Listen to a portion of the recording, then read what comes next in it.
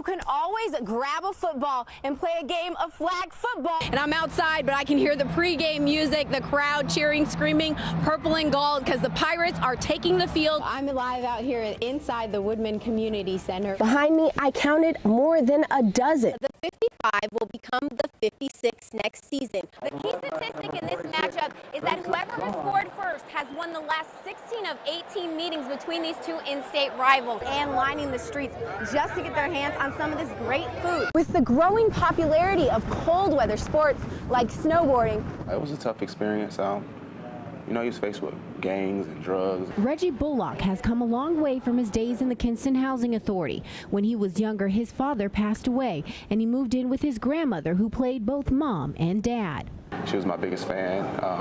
She was in my corner about anything that I wanted, and she was definitely there in my life for me. So, I mean, I wish she could be here on a special night with me, but I mean, I know she's down looking at me. Bullock says his grandmother, a minister, kept him under a watchful eye. Choir, usher board, and everything. So, I definitely learned all the right things when I was younger. Bullock says though there was crime going on all around him here in his Kinston neighborhood, he credits his grandmother and the sport of basketball for keeping his head on the game. Made me, you know, do well in school so I could perform on the basketball court, because she was real big on, you know, if you're not doing it in school, she's going to take you off that basketball court. By the time he was in middle school and playing at the Holloway Community Center, he was catching the attention of coaches.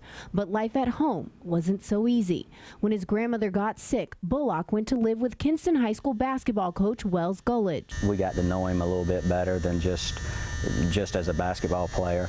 And when he got up in the morning, we knew if he didn't make his bed. Bullock didn't let his personal life affect his game.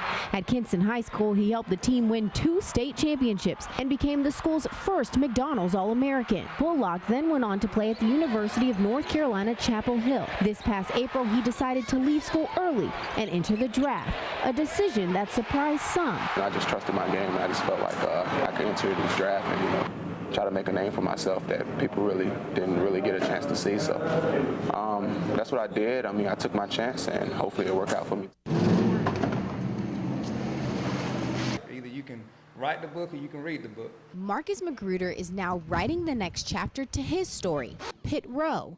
The former Wake Forest cornerback is now training to become a professional tire changer for NASCAR. Though he didn't know much about the sport, Magruder looks forward to this second chance at going pro. Being an athlete is, I feel, nothing but blessed and honored to be in a situation once again that I'm allowed the opportunity to go professional in something, in a sport that excites me. And he's not the only former college athlete making the jump from the turf to the track. Dion Williams, a former Wake Forest linebacker, thought his career was over after several head injuries. Now he's winning Sprint Cup races as a tire carrier for Mark Martin. Just having the opportunity to still be a professional athlete in another sport that you never knew existed or paid attention to, you know, it made that transition a whole lot easier.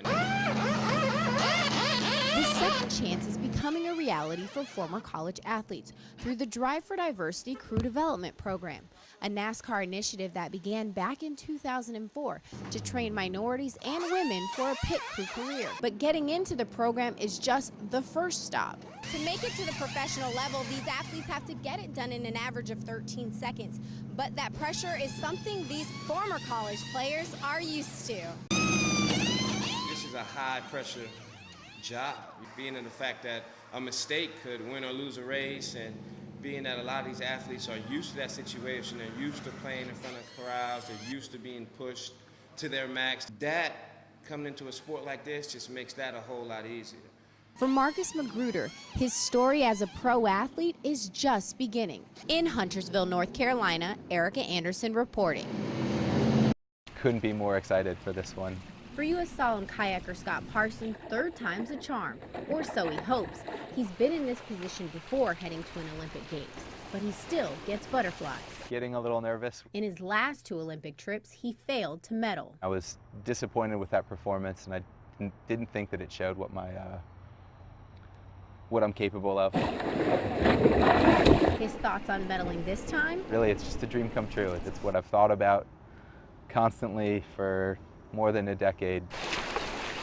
A dream that almost didn't happen.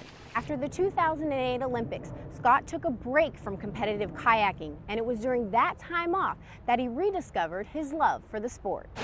Found the passion that I think it requires to be good and dedicated, and made an Olympic medal my goal.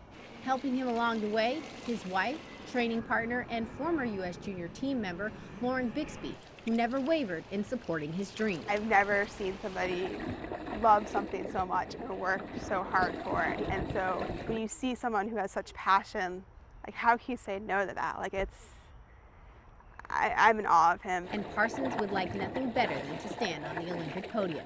I just feel really, really fortunate and happy that I get another chance. Erica Anderson, 9 Sports Now.